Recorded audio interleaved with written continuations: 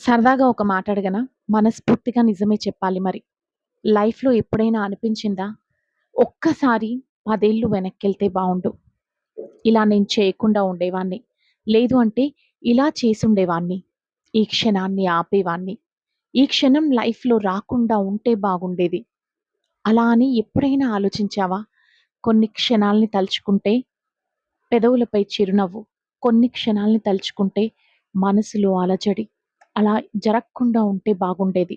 నాకే శక్తి ఉంటే ఆ క్షణాన్ని నా జీవితంలోకి రాకుండా చూసుకునేవాడిని. ఒకవేళ నాకే గనక శక్తి ఉండుంటే ఆ క్షణాన్ని అలాగే పట్టి ఉంచేవాడిని నా జీవితంలో అని ఎప్పుడైనా అనుకున్నావా? నిజం చెప్పాలి మరి మనస్ఫూర్తిగా. అలా అనుకుని వాళ్ళుంటారంటారా?